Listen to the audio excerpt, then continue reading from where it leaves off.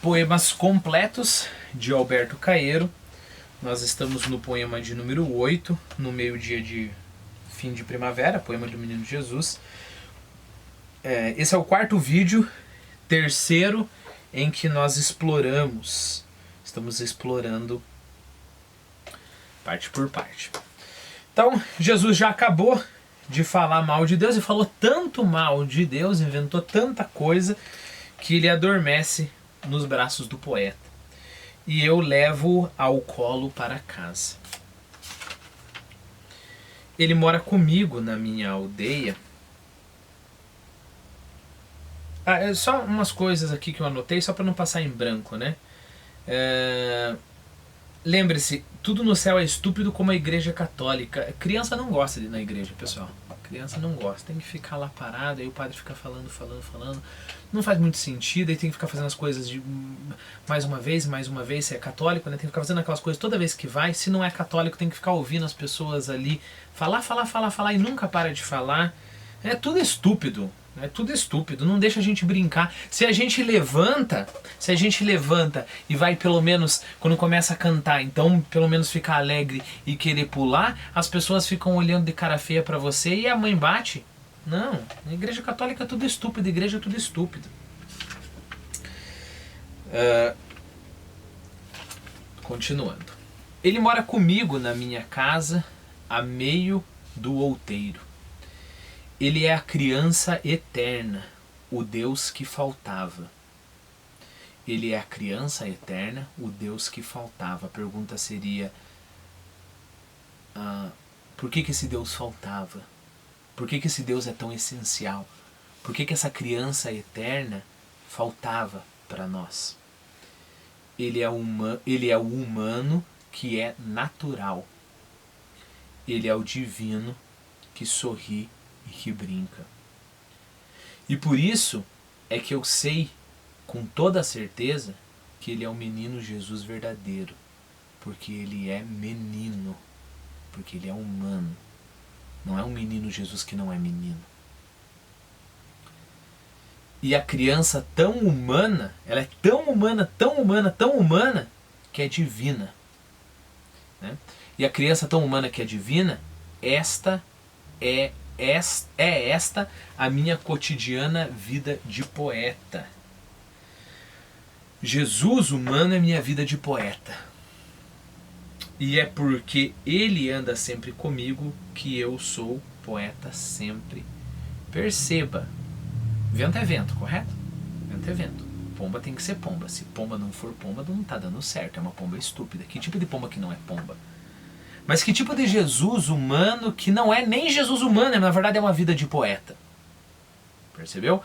Então, não é que não exista aqui uma espiritualidade, não é que as coisas não conseguem transcender a realidade, né? Porque afinal de contas ele acabou de dar um exemplo de menino Jesus que não é menino Jesus, que é vida de poeta. É que o esforço do poeta é ser natural. Ele tenta ser natural. Tem um poema que ele fala, a gente vê como essa frustração dele em tentar ser natural, né?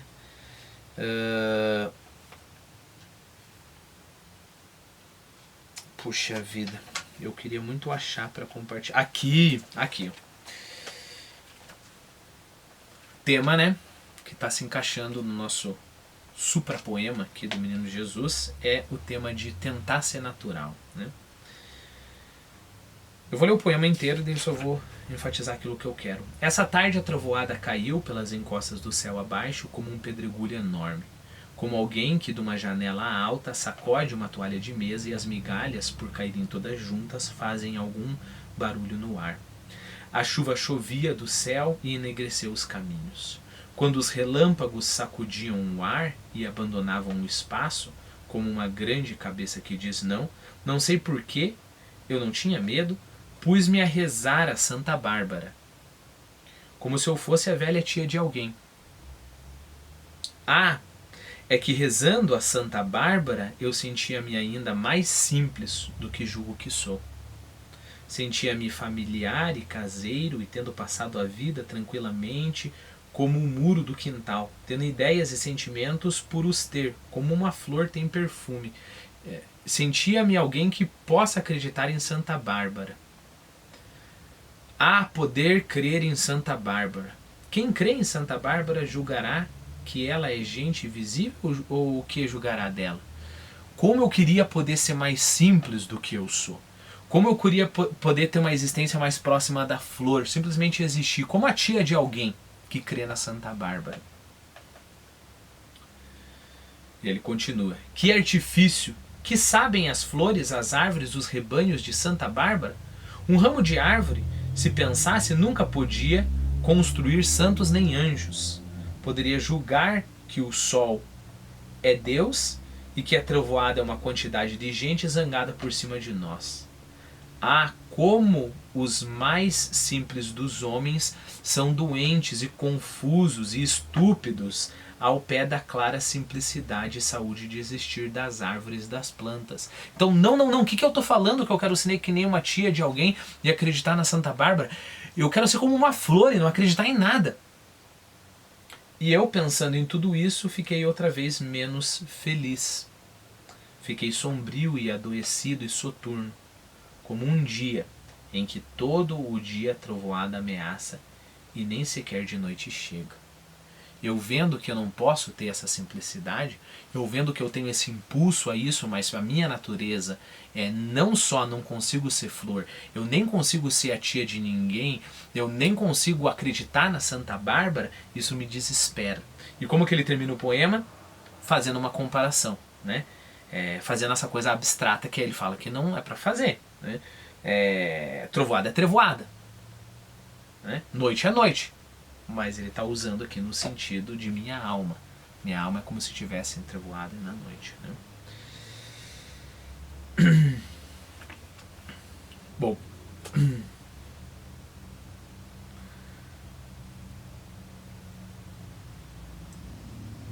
Deixa eu ver se eu estou esquecendo alguma coisa. E a criança tão humana que é divina é esta minha cotidiana vida de poeta.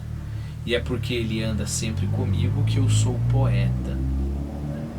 Então há aqui uma tensão não resolvida. Porque ao mesmo tempo que ele quer com todas as suas forças ser simples e não usar nada, vamos colocar assim no sentido figurado, no sentido abstrato, ele precisa do menino Jesus, ele precisa dessa abstração, entre aspas, para que ele consiga fazer a sua arte e consiga ver a flor. Por que ele só não vê a flor sem o menino Jesus? Por que ele não olha só para a existência, só para a água, só para o vento, só para a pomba?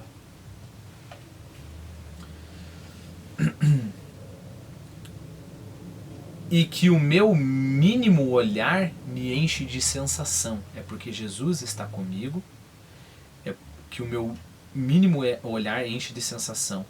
E o mais pequeno som, seja do que for, parece falar comigo. Ué, água correndo não é água correndo? Pedra caindo não é pedra caindo? Não, esses sons parecem falar comigo. Né? Só que quando eu me volto para esses sons, eu não vou ser besta de ficar criando uma história em minha cabeça sobre esses sons. Eu vou tentar olhar o máximo desses sons. Né? Ou perceber o máximo desses sons.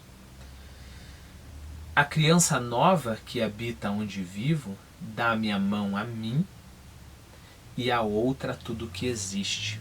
E assim vamos os três pelo caminho que houver, saltando, cantando e rindo e gozando o nosso segredo comum, que é o de saber por toda parte que não há mistério no mundo e que tudo vale a pena. Muito mais um desejo, né? Não há mistério do mundo, nem Deus, nem o Espírito Santo, nem a eternidade.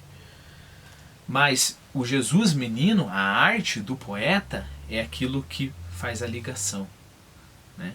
Entre o mundo, que ele não conseguiria, por algum motivo, que a gente não sabe, ele não conseguiria ter acesso, ao qual ele não conseguiria ter acesso, e ele.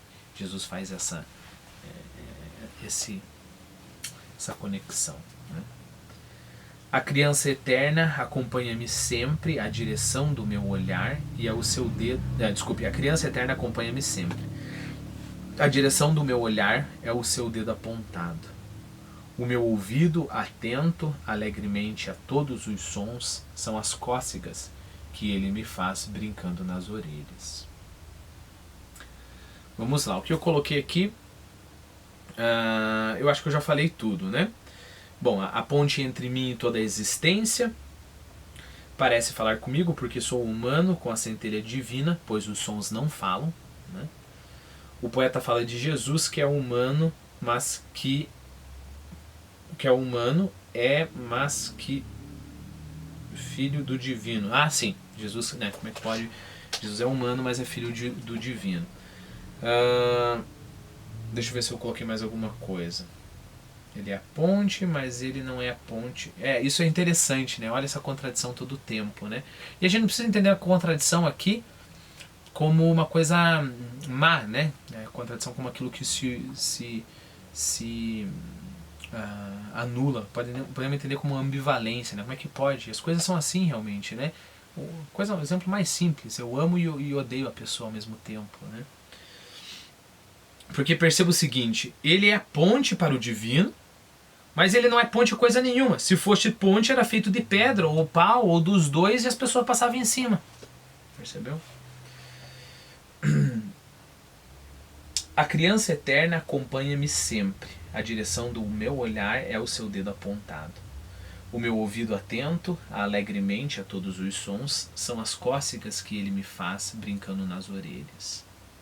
Damo-nos tão bem um com o outro na companhia de tudo, que nunca pensamos um no outro, mas vivemos juntos e dois com um acordo íntimo, como a mão direita e a esquerda. Ao anoitecer, brincamos as 5 pedrinhas. Sabe aquela história de você joga a pedrinha, tem que pegar, e ele joga e tem que pegar? Tem que ter uma agilidade ali, né? No degrau da porta de casa. Graves, como convém a um deus e a um poeta. E como se cada pedra fosse todo um universo, e fosse por isso um grande perigo para ela deixá-la cair no chão. Então a gente tem essa liberdade de viver como quem brinca, né? Então aquela história. Eu não preciso passar a minha vida na perseguição árida dos objetivos adultos de uma sociedade como a nossa, né? Trabalho para poder comprar isso, para poder fazer aquilo, para poder pagar isso, para poder fazer aquilo, blá, blá, blá. Eu não preciso fazer isso, eu posso brincar com uma coisa mais linda, eu posso pegar uma pedra, eu posso assistir um bom filme, eu posso ler um bom livro, mas perceba, eu não leio o bom livro como quem faz relaxadamente. Não é isso que convém a um deus e a um poeta. A um deus e a um poeta é encarar isso, que é uma brincadeira, novamente a ambivalência, né? É uma brincadeira, mas eu vou encarar isso com toda a seriedade do mundo, como se o universo inteiro dependesse disso. Ora, é o que eu acho que eu estou fazendo aqui. E é o que eu quero fazer. Isso daqui não é uma vida adulta, no sentido disso daqui vai me trazer algum lucro, pelo menos não num horizonte próximo, né? Não que eu consiga vislumbrar, né? Eu poderia estar ganhando dinheiro, em vez de ficar fazendo isso daqui que eu estou fazendo. Então isso aqui é uma brincadeira, mas é a brincadeira mais séria que existe. É isso daqui que a gente está fazendo aqui, é questão de vida ou morte. Não é nada mais importante do que isso. Não, nem pagar a minha casa, nem pagar meu carro. Não é nada mais importante do que o que a gente está fazendo aqui. Ao anoitecer, brincamos as 5 pedrinhas no degrau da porta de casa. Graves, como convém a um deus e a um poeta. E como se cada pedra fosse todo um universo, e fosse por isso um grande perigo para ela deixá-la cair no chão. Isso daqui é todo um universo. E se eu falar uma coisa errada, e se eu dar uma interpretação errada, e se eu mutilar o poema de qualquer modo, isso vai ser como se todo o universo estivesse em perigo. Depois, eu conto-lhe histórias das coisas só dos homens. E ele sorri, porque tudo é incrível. Aquele deslumbre da criança em frente a tudo, né? ri dos reis e dos que não são reis, e tem pena de ouvir falar das guerras e dos comércios e dos navios que ficam fumo no ar dos altos mares. Porque ele sabe que tudo isso, por que ele tem pena dos navios, dos comércios, da guerra, né? Porque ele sabe que tudo isso falta aquela verdade que uma flor tem ao florescer, que é simplesmente existir. Tudo isso, né, são planos, tudo isso não são coisas de aqui, não são coisas do agora, né? Eu vou fazer uma guerra para fazer tal coisa, para conseguir tal e para no futuro acontecer isso. Eu vou fazer comércio para arrumar dinheiro para fazer isso e para fazer outra coisa. Eu vou construir navios para poder explorar o mar, para poder fazer comércio, para poder fazer guerra, para fazer isso, para fazer aquilo. O que a flor faz? A flor só existe. E ele tem pena do comércio, do navio e da guerra, né? Porque ele sabe que tudo isso falta aquela verdade que uma flor tem ao florescer. E que anda, a flor tem ao florescer e que anda com a luz do sol a variar os montes e os vales, a luz do sol, né? Conforme ela vai se movendo no sol, ela vai variando os montes e os vales. E essa luz do sol a fazer doer aos olhos os muros caiados. A luz bate em cheio num muro branco, né? Dói os seus olhos. Depois ele adormece e eu deito. Levo-o ao colo para dentro de casa e deito-o despindo lentamente, como seguindo um ritual muito limpo e todo materno, até ele estar nu. Ele dorme dentro da minha alma. Como que ele dorme dentro da minha alma e não dorme dentro da minha alma? Né? Volto a falar das contradições. Ele dorme dentro da minha alma e às vezes acorda de noite e brinca com os meus sonhos. Vira um de pernas para o ar, põe uns em cima dos outros e bate as palmas sozinho, sorrindo para o meu sono. Quando eu morrer, filhinho, seja eu a criança, o mais pequeno. Perceba o que é isso, uma esperança de eternidade. Como que a gente se encaixa? Como que a gente encaixa isso em tudo isso daqui? Não sei, a gente vê. Né? Seja eu a criança o mais pequeno. Pega-me tu ao colo e leva-me para dentro de tua casa. Despe o meu ser cansado e humano. Quando ele despir o meu ser cansado e humano, o que vai restar? Na morte, que é isso que ele está falando, eu vou me libertar da minha humanidade. E o que vai ficar? E deita-me na tua cama, eu já não sou humano. E este menino e este filhinho me deitou na sua cama. E conta-me histórias, caso eu acorde, para que eu volte a adormecer. Adormecer aqui é o sono eterno. E dá-me sonhos teus para eu brincar, até que nasça qualquer dia que tu sabes qual é. Eu, despido do meu ser humano, vou brincar nesse sono eterno com os seus sonhos, até que apareça qualquer dia. Esse qualquer, porque não o dia, né? O dia que tu sabes qual é, porque qualquer dia não dá nem para falar dessas coisas. A gente pressente, o eu lírico aqui pressente que há essas coisas. Deve haver um dia em que vai nascer. Mas qual que é o dia? É o dia do juízo final, o dia que está descrito da Bíblia. Eu sei lá qual que é o dia. É qualquer dia, que só tu sabes o que é.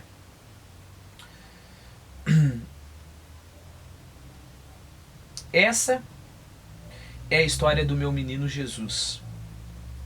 Por que razão que se perceba, ou seja, por que razão que perceba, por que razão que se perceba aqui como por oposição a por que razão que se argumente.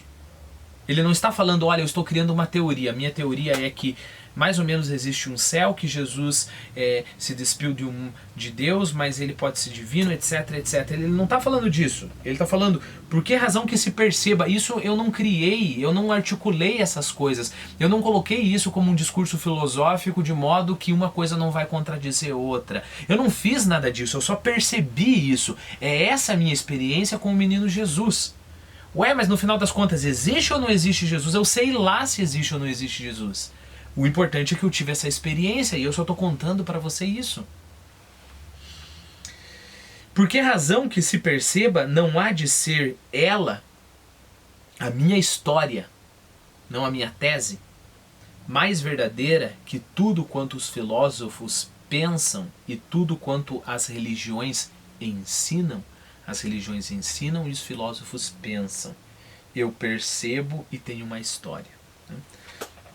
Antes de terminar, para na próxima a gente reler, eu só quero lembrar um poema interessante, que é o seguinte. Aqui, ó, é o 6.